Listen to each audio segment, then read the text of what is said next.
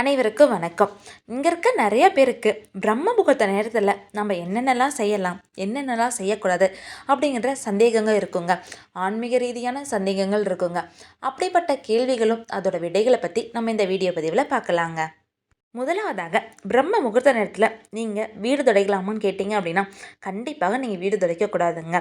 அதே மாதிரி அந்த பிரம்ம முகூர்த்த நேரத்தில் பாத்திரம் கழுவலாமான்னு நீங்கள் கேட்டிங்க அப்படின்னா கண்டிப்பாக நீங்கள் பாத்திரம் கழுவக்கூடாதுங்க. ஆனால் ஒரு சில தவிர்க்க முடியாத சூழ்நிலையில் நீங்கள் செய்யலாங்க.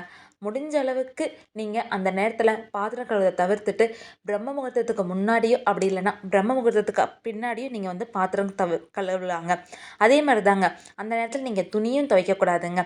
முடிஞ்ச அளவுக்கு அதை துணி துவைக்கிறத தவிர்த்துருங்க. அப்படி நீங்கள் அந்த நேரத்தில் துவைச்சே ஆகணும் அப்படின்னா முடிஞ்ச அளவுக்கு நீங்கள் தவிர்க்கிறது தாங்க என்னை பொறுத்த வரைக்கும் ரொம்ப சரியான விஷயம். பிரம்ம முகூர்த்தத்தில் தாம்பத்தியத்தில் ஈடுபடலாமா அப்படின்னா அப்படி ஈடுபட்டிங்கன்னா மிகப்பெரிய தர்த்தம் உண்டாகுங்க. பிரம்ம முகூர்த்தத்தில் மந்திரம் ஜெபிக்கலாம் அப்படின்னா கேட்டிங்க அப்படின்னா தாராளமாக செய்யலாங்க. ஏன்னு பார்த்தீங்க அப்படின்னா பிரம்ம முகூர்த்தத்தில் நீங்கள் ஜெபிக்கின்ற அந்த மந்திரத்துக்கு நிறைய சக்திகள் இருக்குங்க. அதே மாதிரி பிரம்ம முகூர்த்தத்தில் படிக்கலாமா அப்படின்னா தாராளமாக நீங்கள் படிக்கலாங்க.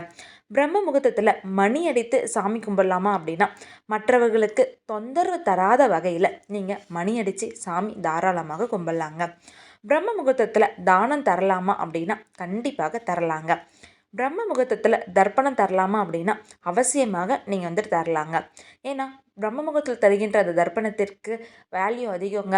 அந்த நேரத்தில் நீங்கள் தரப்போ உங்களோட கோரிக்கைகள் அனைத்தும் நிறைவேறுங்க. பிரம்ம முகூர்த்தத்தில் பிரயாணம் செய்யலாமா அப்படின்னா தாராளமாக செய்யலாங்க. பிரம்ம முகூர்த்தத்தில் குழந்தை பிறக்கலாமான்னு கேட்டிங்கன்னா அதில் எந்த ஒரு தவறும் இல்லைங்க. தாராளமாக குழந்தையும் பிறக்கலாங்க. பிரம்ம முகூர்த்தத்தில் தீட்டு ஆகலாமா அப்படின்னா அதுலேயும் எந்த ஒரு தவறும் இல்லைங்க. பிரம்ம முகூர்த்தத்தில் பூப்படையலாமாங்க அப்படின்னு சொல்லி கேட்டிங்கன்னா அதுலேயுமே எந்த ஒரு தவறுமே இல்லைங்க. பிரம்ம முகூர்த்தத்தில் இறப்பு நேரலாமா அப்படின்னா கண்டிஷன் இருந்துச்சு அப்படின்னா அப்படி ஏற்படுங்க. பிரம்ம முகூர்த்தத்தில் சமைக்கலாம் அப்படின்னு கேட்டிங்க அப்படின்னா தாராளமாக சமைக்கலாங்க. பிரம்ம முகூர்த்தத்தில் பிரசாதம் செய்யலாமா அப்படின்னா தாராளமாக செய்யலாங்க. பிரம்ம முகூர்த்தத்தில் கணபதி ஹோமம் செய்யலாமா அப்படின்னா கண்டிப்பாக செய்யலாங்க. ஏன்னா நீங்கள் பல இடத்துல பார்த்துருப்பீங்க அந்த கணபதி ஹோமம் அப்படிங்கிறது அந்த பிரம்ம முகூர்த்த நேரத்தில் தான் செய்வாங்க.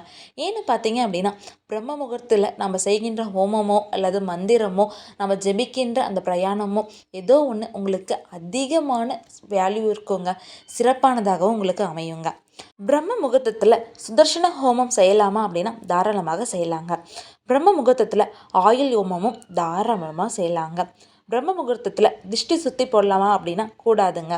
பிரம்ம முகூர்த்தத்தில் வாசல் பெருக்கலாமா அப்படின்னா பெருக்கலாங்க. பிரம்ம முகூர்த்தத்தில் தீபம் ஏற்றலாமா அப்படின்னா தாராளமாக ஏற்றலாங்க. பிரம்ம முகூர்த்தத்தில் தலைக்கு குளிக்கலாமா அப்படின்னா அதில் எந்த ஒரு தவறுமே இல்லைங்க. பிரம்ம முகூர்த்தத்தில் எண்ணெய் தேய்த்து நீங்கள் குளிக்கலாமா கேட்டிங்க அப்படின்னா தீபாவளி நாளில் மட்டும்தாங்க நீங்கள் பிரம்ம முகூர்த்தத்தில் எண்ணெய் தேய்த்து குளிக்க வேண்டும்.